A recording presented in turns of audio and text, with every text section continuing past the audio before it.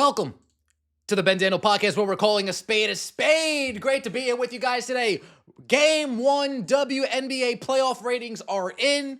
2025 television ratings are in. And the WNBA sent me a little something in the mail.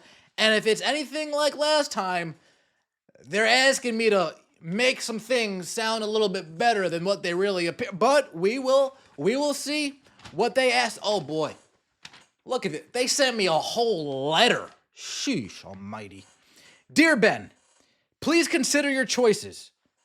We offer full press credentials, entrance into all playoff games, entrance to all WNBA events such as draft party, and all All-Star weekend engagements, plus all social justice events. Oh. If you refuse to boost our ratings, if you refuse to hype them up, your invitation will be revoked. Enclosed is payment for our request and a little threat. Pick wisely.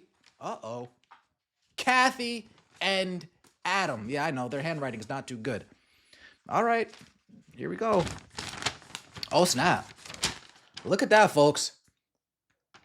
$17.50 addressed to me, paid to the order of the Ben Daniel Podcast, $17.50, and all I need to do, courtesy of the memo, send soul and dignity in mail by Friday. You know what, Kathy? You know what, Adam?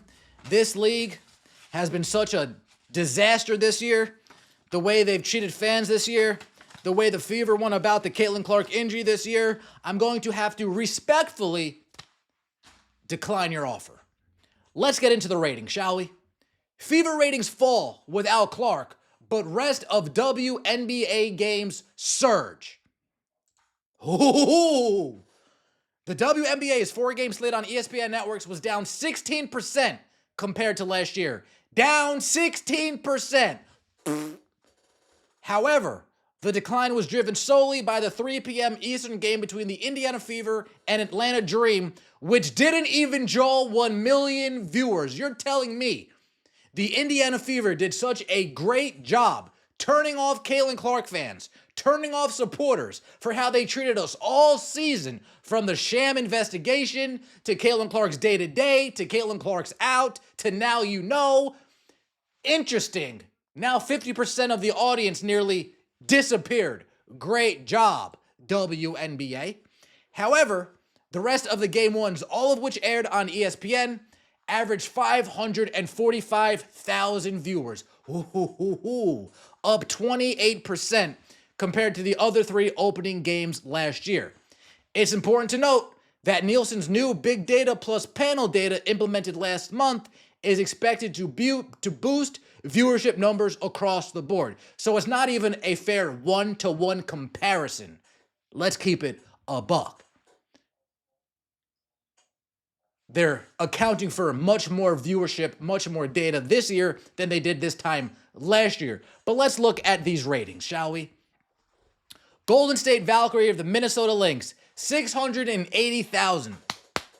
Indiana Fever fans, Caitlin Clark fans that stuck around, Valkyrie fans, the Lynx, they need to be saying, thank you for making our ratings look respectable. To that we reply, you're welcome. Without an Indiana Fever without leading into the Indiana Fever game, you think this rating's that high?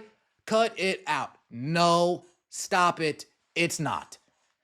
People said, all right, I'll leave it on. We'll watch some WNBA on ESPN, and then we'll switch over to ABC and watch the Atlanta Dream. Is it a direct lead-in? No, but it whets your palate for what's to come later on. See how they switched from ESPN to ABC, but they didn't switch back from ABC to ESPN, i.e. New York Liberty at Phoenix Mercury, 481,000. Seattle Storm at Las Vegas Aces, 476,000. And I'm supposed to do jumping jacks over 481,000. I'm supposed to for 476,000. This is why you come here, right, folks? So the Indiana Fever at the Atlanta Dream, 951,000. A random Friday on Ion, no Caitlin Clark, 1.14 million viewers. A regular season game on Ion without Caitlin Clark, 1.14. The Indiana Fever without Caitlin Clark on ABC for the playoffs did less than that? That's not good. But Ben, they told you it's only down solely because the Fever and the... You know what? Let's get to the Fever. Let's get to the rest of the games. Liberty, Mercury on ESPN, 481,000. This is why you guys come here, remember? 481,000. Earlier this season, on Ion, random Friday night, Liberty and Mercury did 610,000. This game on Ion, Channel 3 or wherever you are, did a bigger number than a Liberty Mercury on ESPN, wait for it, for the playoffs. We have the same matchup in the playoffs getting less viewership than a meaningless regular season matchup. Again, look at the first two games. You can tell people said, let me wet my beak with some WNBA and watch the Valkyries and the Lynx. And then we'll switch over to ABC and catch the Fever and the Dream. And after that, my watching WNBA chores are finished. Folks, personally, I didn't watch the first game, and I didn't watch the third or the fourth game. I watched the Fever and the Dream, and that's it. I watched the Giants and the Jets at 1. I watched my Eagles right after the Dream game. And then I watched Sunday Night Football. Last year, I was pretty excited to watch other playoff games. This year, nah, not so much. This year, nah, not so much. Last year, I would tune into other games to see what was going on. This year, nah, not so much. But this is what we need to do backflips over. Plus 19%, and we still can't get over 500,000. That's sad, that's pathetic, that's disgusting. Seattle Storm versus Las Vegas Aces, plus 3%, 476,000. That's sad, that's pathetic, that's disgusting. The first two games are the only thing respectable about what transpired on Sunday. And I don't want to hear football because last year, Fever Sun Game 1, head-to-head against football, 1.8 million. If people give a shit, they'll watch football later. If people care, they'll watch football later. If it's Caitlin Clark playing, they'll watch football later. Not for everybody else. Not for everybody else. Let's look at the regular season ratings. ESPN, ABC, 25 games, up 6%. Ion, in 30 windows, that's probably 60 games, give or take. 60 to 90 because of regional games. Everybody gets it back-to-back, but sometimes that first game's a little bit different. 627,000, down 6%.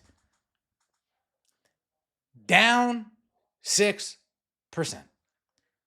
CBS, 1.27 million. CBS had the luxury of getting Caitlin Clark, Angel Reese, Fever Sky. Primetime too. They got 2 Fever Sky games, both on primetime. I can't do backflips about this. I got to call a spade a spade. On Ion, the other 7 Fever games averaged 954,000.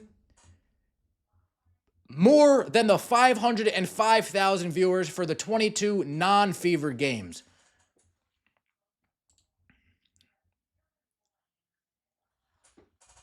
Kathy, Adam, I can't. I can't. For playoffs, that's not good. You guys can't get 500,000 viewers for playoffs?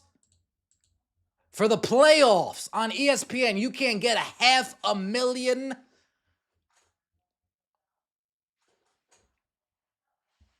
That's bad news bears. And watch tonight when Valkyrie Lynx go head-to-head and we see the ratings from this game without the benefit of Fever playing the same day. You think we're going to get close to that 680? I guarantee you the Fever and the Dream are a lot closer to that 951 Tuesday night's game than the Valkyrie and the Lynx are going to be to the 680 for tonight's game. I guarantee it. Let me know what you guys think in the comment section below. I appreciate all the support. Stop sending me these letters, please.